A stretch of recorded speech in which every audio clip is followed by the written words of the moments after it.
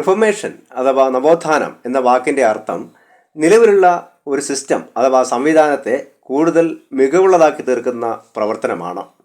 ക്രിസ്തീയ സഭയുടെ ചരിത്രത്തിലുള്ള ഒരു പ്രധാനപ്പെട്ട നവോത്ഥാനം സംഭവിച്ചത് 16-ാം നൂറ്റാണ്ടിലാണ്. ഇത് പ്രൊട്ടസ്റ്റന്റ് സഭകളുടെ ആവിർഭാവത്തിന് കാരണമായി. 15-ാം നൂറ്റാണ്ടിൻ്റെ ആരംഭത്തോടുകൂടെ ക്രിസ്തീയ സഭ കൂടുതൽ ശക്തിയും സമ്പത്തും ആർജിക്കുകയും എന്നാൽ അഴിമതിയും സ്വജനപക്ഷപാതവും വർദ്ധിക്കുകയും ചെയ്തു. സഭാ നേതൃത്വം അധികാരത്തിലും സമ്പത്തിലും ശ്രദ്ധ കേന്ദ്രീകരിച്ചു. പാപമോചന ചീട്ട് വിൽപ്പന ഉൾപ്പെടെയുള്ള അനാചാരങ്ങൾ, വൈദികരുടെ ഇടയിലുള്ള അസന്മാർഗീയ പ്രവർത്തനങ്ങൾ, സഭാ നിയമങ്ങളും അധികാരങ്ങളും ദുരുപയോഗം ചെയ്യുക തുടങ്ങിയ അനവധി തെറ്റായ പ്രവണതകൾ സഭയിൽ വർദ്ധിക്കുവാനായിട്ട് ഇടയായി. ദൈവജനം ആദിമസഭയുടെ തനിമയും വിശുദ്ധിയും എളിമയും സഭയിൽ തിരിച്ചു കൊണ്ടുവരാൻ ആഗ്രഹിച്ചു. 14 മുതൽ 16-ാം നൂറ്റാണ്ട് വരെയുള്ള കാലഘട്ടങ്ങളിൽ ഹ്യൂമനിസം അഥവാ മനുഷ്യനും മനുഷ്യത്വവും എന്നീ കാര്യങ്ങൾക്ക് പ്രാധാന്യം നൽകപ്പെടുകയും വ്യക്തിഗത ബോധവൽക്കരണത്തിനും പഠനത്തിനും പ്രാധാന്യം നൽകപ്പെടുകയും ചെയ്തു. 1450-ൽ യോഹന്നാസ് ഗുട്ടൻബർഗിൻ്റെ പ്രിന്റിംഗ് പ്രസിൻ്റെ കണ്ടുപിടുത്തത്തോടുകൂടി വേദപുസ്തക ഭാഗങ്ങൾ സാധാരണ ജനത്തിന് കൂടുതൽ ലഭ്യമായി തീർന്നു. അതോടൊപ്പം വേദപുസ്തക ഭാഗങ്ങൾ ഹിബ്രു, ഗ്രീക്ക് ഭാഷയിൽ നിന്നും വിവിധ ഭാഷകളിലേക്ക് തർജിമ ചെയ്യുകയുണ്ടായി. യൂറോപ്പിലെ ഭരണാധിപന്മാർ പോപ്പിൻ്റെ അധികാരത്തിൽ നിന്നും നിയന്ത്രണത്തിൽ നിന്നും സ്വാതന്ത്ര്യം ആഗ്രഹിക്കുകയും ദേശീയത എന്ന ആശയം പല രാജ്യങ്ങളിലും ഉടലെടുക്കുകയും ചെയ്തു. 1517-ൽ മാർട്ടിൻ ലൂതർ എന്ന ജർമ്മൻ സന്യാസിയും അധ്യാപകനുമായിരുന്ന യുവവൈദികൻ സഭയുടെ തെറ്റായ പ്രവണതകൾക്കെതിരെ 95 പ്രബന്ധങ്ങൾ രചിക്കുകയും വിറ്റൻബർഗിലെ സഭയുടെ കവാടത്തിൽ ഒട്ടിച്ചു വയ്ക്കുകയും ചെയ്തു. കൂടാതെ രക്ഷയ്ക്കുള്ള മുഖാന്തരം വിശ്വാസമാണെന്നും ക്രിസ്തീയ വിശ്വാസികളുടെ ആധികാരിക ഗ്രന്ഥം വേദപുസ്തകമാണെന്നും പഠിപ്പിച്ചു. അദ്ദേഹത്തിൻ്റെ ആശയങ്ങൾ ജർമ്മനിയിൽ മാത്രമല്ല മറ്റ് പല രാജ്യങ്ങളിലും പ്രചരിക്കുകയും സ്വിറ്റ്സർലാൻഡിൽ ആൽറിച്ച് സിംഗ്ലി, ജനീവയിൽ ജോൺ കാൽവിൻ തുടങ്ങിയ നവോത്ഥാന നേതാക്കളെ സ്വാധീനിക്കുകയും ചെയ്തു. ഇതെല്ലാമാണ് പ്രൊട്ടസ്റ്റന്റ് സഭകളുടെ രൂപീകരണത്തിന് കാരണമായത്. ഇന്നും നമ്മുടെ സമൂഹത്തിൽ ഇത്തരത്തിലുള്ള അധികാര ദുർവിനിയോഗങ്ങളും അഴിമതിയും സ്വജനപക്ഷപാതവുമൊക്കെ നടക്കുന്നുണ്ട്. തെറ്റായ പ്രവണതയിൽ നിന്ന് സഭയെയും സമൂഹത്തെയും ശുദ്ധീകരിക്കുകയും ദൈവത്തിൻ്റെ പരമാധികാരവും നീതിയും സമാധാനവും ഉറപ്പുവരുത്തുകയും ചെയ്യേണ്ടത് ആവശ്യമാണ്. നൽകപ്പെട്ട പാഠഭാഗങ്ങളിലൂടെ ക്രിസ്തീയ സഭയിലും സമൂഹത്തിലും വ്യക്തിജീവിതങ്ങളിലും നവോത്ഥാനത്തിൻ്റെ പ്രാധാന്യത്തെക്കുറിച്ച് നമുക്ക് ചിന്തിക്കാം. ഒന്നാമത്തെ ചിന്ത നവോത്ഥാനം ദൈവിക പദ്ധതിയാണ്. നവോത്ഥാനം ദൈവിക പദ്ധതിയാണ്. പുറപ്പാട് പുസ്തകം 7-ാം അധ്യായം 1 മുതൽ 7 വരെയുള്ള വാക്യങ്ങളിൽ മിസ്രയീമിൽ ഇസ്രായേൽ ജീവിത ചരിത്രത്തിലുണ്ടായ ഒരു നവോത്ഥാന സംഭവത്തെക്കുറിച്ച് പറഞ്ഞിരിക്കുന്നു. ഈ നവോത്ഥാന പ്രക്രിയയ്ക്ക് നേതൃത്വം നൽകിയത് മോശെ ആയിരുന്നു. ദൈവമാണ് മോശയെ ഇത്തരം ഒരു നിയോഗം നൽകി അയക്കുന്നത്. മോശയിൽ ഏൽപ്പിക്കപ്പെട്ട പ്രഥമ ദൗത്യം ഇസ്രായേൽ ജനത്തെ ബോധവൽക്കരിക്കുക എന്നതായിരുന്നു. മിസ്രൈം ദേശത്ത് നിന്ന് വിടുവിച്ച് കനാൻ നാട്ടിലേക്ക് ഇസ്രായേൽ ജനത്തെ നയിക്കുമെന്ന ദൈവം വാഗ്ദത്തം നൽകുന്നു. എന്നാൽ മനോവ്യസനം കൊണ്ടും കഠിനമായ അടിമവേല കൊണ്ടും അവർക്കിത് വിശ്വസിക്കുവാനും അംഗീകരിക്കുവാനും കഴിഞ്ഞില്ല. തുടർന്ന് ഇസ്രായേൽ ജനത്തെ വിട്ടയക്കുവാൻ ഫറവോനോട് ആവശ്യപ്പെടുവാൻ ദൈവം മോശയോട് കൽപ്പിക്കുന്നു. ഇവിടെ ദൈവം തൻ്റെ പ്രതിനിധിയായാണ് മോശയെ അയക്കുന്നത്. ദൈവത്തെ അനുസരിക്കാത്തതിനുള്ള മറുപടിയായി നൽകപ്പെടുന്നത് ശിക്ഷാവിധിയാണ്. ഇത് സൂചിപ്പിക്കുന്നത് നവോത്ഥാനം എന്നത് ദൈവിക പദ്ധതിയാണ് എന്നതാണ്. ദൈവമാണ് അതിന് മാർഗങ്ങൾ ഒരുക്കുകയും നേതൃത്വം നൽകുകയും ചെയ്യുന്നത്. നവോത്ഥാനത്തിനായി വ്യക്തികളെ അയക്കുന്നത് ദൈവമാണ്. ദൈവിക പദ്ധതിയുടെ ഭാഗമാണിത്. ദൈവത്തിൻ്റെ പദ്ധതി അംഗീകരിക്കുവാനും ദൈവിക പ്രക്രിയയിൽ പങ്കുചേരുവാനും നമുക്ക് കഴിയണം. 16-ാം നൂറ്റാണ്ടിലുണ്ടായ നവോത്ഥാനം പ്രൊട്ടസ്റ്റന്റ് സഭകളുടെ രൂപീകരണത്തിന് മാത്രമല്ല, തെറ്റുകൾ തിരുത്തി സഭയുടെ ശുദ്ധീകരണത്തിനുള്ള മുഖാന്തരമായി തീർന്നു.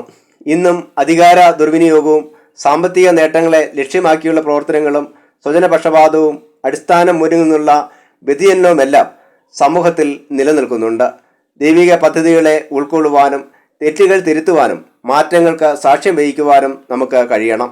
കൂടാതെ ദൈവമാണ് സഭയുടെ പരമാധികാരി എന്ന് മനസ്സിലാക്കുവാനും നീതിയും സമാധാനവും ലഭ്യമാക്കുവാനും നമുക്ക് കഴിയണം. രണ്ടാമത്തെ ചിന്ത, നവോത്ഥാനം ദൈവിക നീതിയുടെ ആവിഷ്കാരമാണ്. നവോത്ഥാനം ദൈവിക നീതിയുടെ ആവിഷ്കാരമാണ്. റോമർ 13 1 മുതൽ 7 വരെയുള്ള വാക്യങ്ങളിൽ ലോകപ്രകാരമുള്ള നേതൃത്വത്തോട് ഉണ്ടായിരിക്കേണ്ട മനോഭാവത്തെക്കുറിച്ച് പറഞ്ഞിരിക്കുന്നു. എല്ലാ അധികാരങ്ങളും ദൈവത്താലാണ് നൽകപ്പെട്ടിരിക്കുന്നത് എന്ന് അപ്പോസ്തലനായ പൗലോസ് നമ്മെ ഓർമ്മിപ്പിക്കുന്നു. അതുകൊണ്ട് തന്നെ അധികാരികളെ ബഹുമാനിക്കുകയും ആദരിക്കുകയും ചെയ്യേണ്ടത് ക്രിസ്തീയ വിശ്വാസികളുടെ കടമയാണ്. ലക്ഷ്യങ്ങൾ നേടേണ്ടത് നന്മയുടെ മാർഗത്തിലൂടെയാണെന്നും തിന്മയിലൂടെ അല്ലെന്നും ഇവിടെ വ്യക്തമാക്കുന്നു. അതുകൊണ്ട് നന്മയെ പിന്തുടരുവാൻ നമുക്ക് കഴിയണം. അതോടൊപ്പം കടമകളും ഉത്തരവാദിത്തങ്ങളും നിർവഹിക്കപ്പെടണം. ദൈവമാണ് നമ്മുടെ പരമാധികാരി എന്നും ഭൂമിയിലുള്ള നേതൃത്വത്തെ നാം ബഹുമാനിക്കുകയും ആദരിക്കുകയും ചെയ്യേണ്ടതും ആവശ്യമാണ്, മനസ്സിലാക്കിയിരിക്കേണ്ടത് ആവശ്യമാണ്. ആർക്കും ഒന്നും കടംപെട്ടിരിക്കുന്നതെന്നും കർത്തവ്യ നിർവഹണത്തിൽ ശ്രദ്ധിക്കണമെന്നും പൗലോസ് ഓർമ്മിപ്പിക്കുന്നു. കൈസർക്ക് കരം കൊടുക്കുന്നത് വിഹിതമോ എന്ന ക്രിസ്ത്യന്മാരുടെ ചോദ്യത്തിന് കൈസർക്കുള്ളത് കൈസർക്കും ദൈവത്തിനുള്ളത് ദൈവത്തിനും കൊടുപ്പിനെന്ന യേശുവിൻ്റെ വാക്ക് വളരെ ശ്രദ്ധേയമാണ്. നവോത്ഥാനം എന്നത് ദൈവിക പദ്ധതിയാണെന്നും അതിന് ദൈവിക നിയോഗം ആവശ്യമാണെന്നും നാം മനസ്സിലാക്കേണ്ടതുണ്ട്. അതുകൊണ്ട് തന്നെ തിന്മയും അധികാര ദുർവിനിയോഗവും അഴിമതികളും നിലനിൽക്കുന്ന ഇടങ്ങളിൽ പോലും ദൈവിക പദ്ധതിക്കായും നാം പ്രാർത്ഥിക്കുകയും ദൈവിക നിയോഗത്തിനും പ്രവർത്തനത്തിനുമായി കാത്തിരിക്കുകയും നിലകൊള്ളുകയും വേണം. പെട്ടെന്നുണ്ടാകുന്ന പ്രകോപനങ്ങളിലും തെറ്റായ പ്രവർത്തന രീതികളും അങ്ങനെയുള്ള കാര്യങ്ങൾ നാം ഒഴിവാക്കേണ്ടത് ആണ്. ഇങ്ങനെ ദൈവിക നിയോഗത്താൽ ദൈവിക പദ്ധതികൾക്കനുസൃതമായി നവോത്ഥാനം യാഥാർത്ഥ്യമാക്കുവാനും തെറ്റുകളെ തിരുത്തുവാനും നമുക്ക് കഴിയണം. മൂന്നാമത്തെ ചിന്ത, നവോത്ഥാനം വിശുദ്ധിയിലേക്ക് നയിക്കപ്പെടാനുള്ള മുഖാന്തരം. നവോത്ഥാനം വിശുദ്ധിയിലേക്ക് നയിക്കപ്പെടാനുള്ള മുഖാന്തരം. യോഹന്നാൻ 18 33 മുതൽ 38 വരെയുള്ള വാക്യങ്ങളിൽ യേശു നവോത്ഥാന പ്രക്രിയയിൽ ദൈവത്തിൻ്റെ പരമാധികാരത്തെക്കുറിച്ച് വ്യക്തമാക്കുന്നു.